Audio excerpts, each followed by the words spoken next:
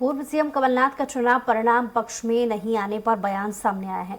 CM ने कहा कि अभी सभी हारे जीते प्रत्याशियों से चर्चा कर रहे हैं, बात करके इसका एनालिसिस करेंगे। वहीं ईवीएम हैक पर कमलनाथ ने कहा कि आप भी जानते हैं कि क्या माहौल था। वहीं कमलनाथ ने एग्जिट पोल पर भी सवाल उठाते हुए कहा कि एग्जिट पोल तो सिर्फ माहौल बनाने के लिए था, जिसको पहले से परिणाम पता था उसने एग्जिट पोल बनवाया होगा। ऐसे मैं चर्चा करूं, ऐसे मैं एक फैसले पर आ जाऊं, ये सही नहीं होगा। देखिए, ये तो आप लोग भी जानते हैं क्या माहौल था, तो मेरे से क्यों पूछ रहे हैं? आप पब्लिक से पूछिए। मुझे अभी कुछ विधायक मिले सुबह, कहते मेरे अपने गांव में मुझे 50 वोट मिले। ये कैसे हो सकता है? कहते मेरे अपने गांव में और घर से मैंने देखा। एग्जिट पोल तो माहौल बनाने के लिए किया था जी, जिसको परिणाम पहले से पता था जी, उसने एग्जिट पोल का बनाया हुआ जी।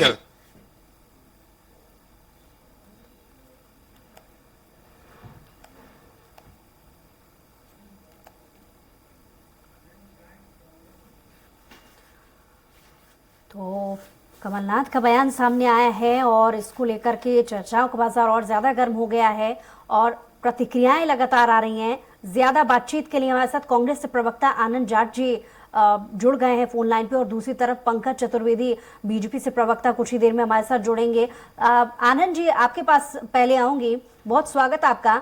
आनंद जी, आपने सुना होगा कुछ देर पहले पीसीसी चीफ कमलनाथ बयान दे रहे थे। उन्होंने कहा है कि एग्जिट पोल पर भी उन्हें भरोसा नहीं था, जितनी उम्मीद थी उस हिसाब से आंकड़े नहीं आए हैं। आपके भी इस पर रिएक्शन चाहूंगी। आप किसी भी चौराहे पर जाकर खड़े हो जाइए, जहां चर्चा हो रही है, जनता के बीच के 4 लोग अगर खड़े हैं, 10 लोग अगर खड़े हैं, तो हर जगह ये चर्चा हो रही है कि हमने तो वोट नहीं दिया बीजेपी को, बीजेपी कैसे जीत गई। चाहे माताएं बहनें हो, चाहे युवा हो, चाहे नौजवान हो, चाहे किसान हो, चाहे सरकारी कर्मचारी हो, किसी ने वोट नहीं दिया, जीत गए हैं। तो ऐसी जीत भाजपा को मुबारक। लेकिन कमलनाथ जी ने क्या गलत कह दिया है जी?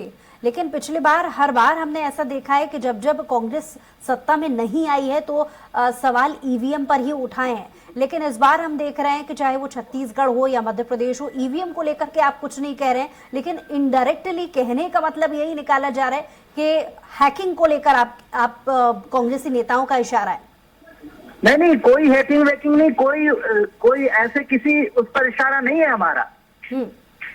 हम सीधे तौर पर ये कह रहे हैं कि जब जनता ने वोट नहीं दिया तो ये वोट मिले कैसे, हमारा तो ये प्रश्न है। और चुनाव आयोग को सामने आकर ये कहता ना, हम अगर ईवीएम पर सवाल उठा रहे हैं, हम चुनाव आयोग पर सवाल उठा रहे हैं, तो लेकिन पूर्व मुख्यमंत्री दिग्विजय सिंह तो अपने ट्विटर हैंडल पर यही लिख रहे हैं। अरे मेरी बात तो सुनिए, हम चुनाव आयोग पर सवाल उठा रहे हैं, चुनाव प्रक्रिया पर सवाल उठा रहे हैं, भाजपा बचाव करने क्यों आ रही है? लाइए ना चुनाव आयोग को सामने, वो जवाब दे इस बात का। मैं वही तो आपसे सवाल पूछ रही हूँ, लेकिन जो पूछ रही हूँ उसका जवाब तो दीजिएगा। जीवीएल नरसिम्हा राव भाजपा के एक नेता हैं, उन्होंने सबसे पहले ईवीएम को एक्सपोज करके दिखाया है। तो उनसे सवाल पूछे जाने चाहिए ये तो। अब क्योंकि कांग्रेस में मंथन का दौर जारी है, मंथन विश्लेषण किया जा रहा है इस बात को लेकर के कि जब उम्मीद इतनी ज्यादा की थी तो परिणाम वैसे क्यों नहीं आए, तो निष्कर्ष पर कहां तक पहुंची कांग्रेस? अब अभी तो मंथन की बैठक चली रही है और आज शाम तक कुछ ना कुछ जॉइंट स्टेटमेंट हमारा आ जाएगा। तथ्य तो दिए ही जा रहे होंगे आनंद जी। जी, तथ्य तो दिए ही जा रहे होंगे। नहीं, अभी बैठक चली रही है। ठीक है, चलिए रिएक्शन में पंकज जी भी हमारे साथ जुड़ गए हैं। पंकज चतुर्वेदी जी बीजेपी से प्रवक्ता, वो भी जुड़ गए, उनसे भी रिएक्शन ले लेते हैं। बहुत स्वागत आपका पंकज जी। जी धन्यवाद बुशरा जी।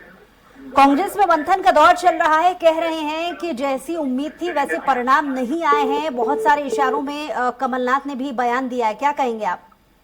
देखिए बुशरा जी, हम तो इस लोकतंत्र का जनादेश का सम्मान करते हैं और जनता जनार्दन की जो आज्ञा है उसको स्वीकार करते हैं और कांग्रेस पार्टी का भी सम्मान और आदर करते हैं। वो एक सम्मानित प्रतिपक्ष है और चुनाव है।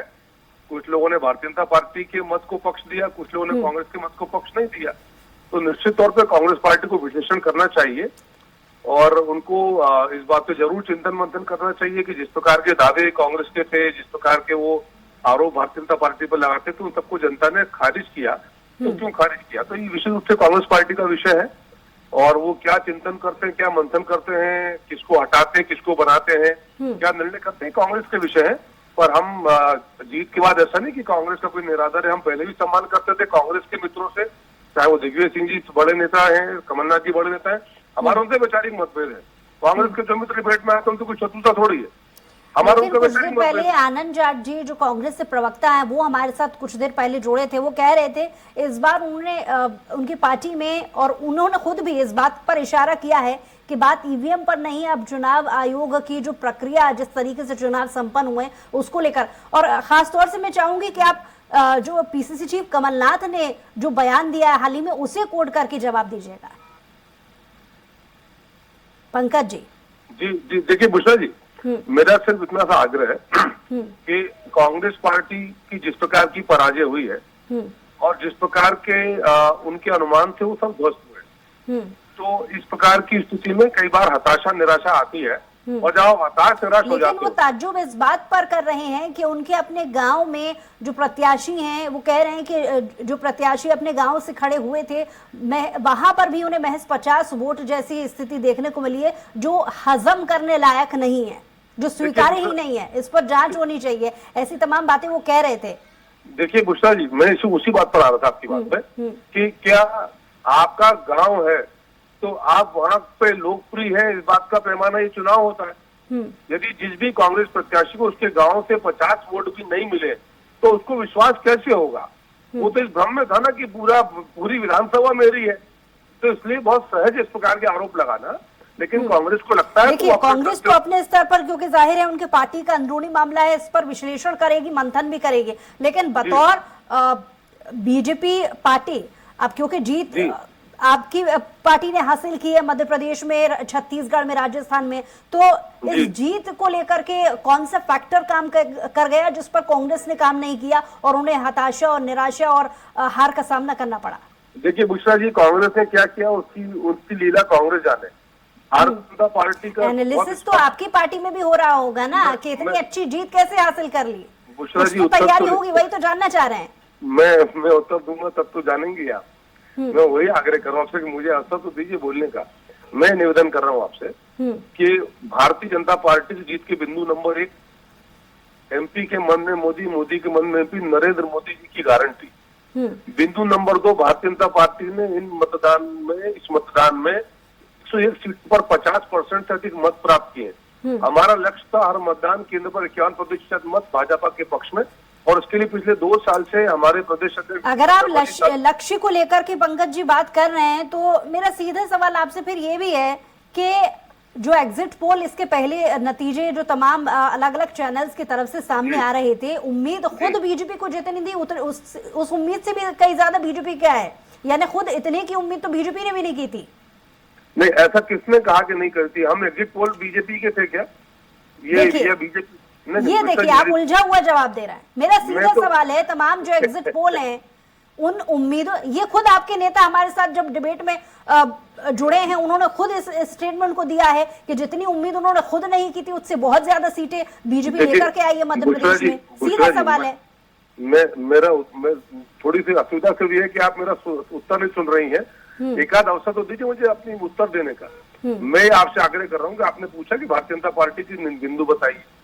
भारतीय जनता पार्टी के किसी भी नेता कार्यकर्ता को पूरे चुनाव में एक बार भी इस बात को लेकर संशय संदेह भ्रम नहीं था कि हम 150 के पार नहीं जाएंगे। लक्ष्य आदरणीय अमित शाह जी ने तय किया, और 2 साल से जो मैं उल्लेख कर रहा था कि मध्य प्रदेश का जो डिजिटल बूथ की हमने 64,533 बूथ है, सब के सब डिजिटल है। हर बूथ पर 100 लोगों की कमेटी है, और ये विलक्षण काम मध्य प्रदेश में अध्यक्ष हमारे वीडी शर्मा जी के नेतृत्व में हुआ, और इस मॉडल को पूरे देश की बाकी प्रदेश बीजेपी इकाइयों ने कॉपी किया। और तीसरा, हमारी शिवराज जी की सरकार की जबरदस्त योजना है। बहुत बधाई आपको एक बार फिर से सत्ता में वापसी आने के लिए। बहुत शुक्रिया हमारे साथ जुड़ने के लिए पंकज जी, और आनंद जी आपका भी बहुत शुक्रिया हमारे साथ जुड़ने के लिए, तमाम बातचीत के लिए।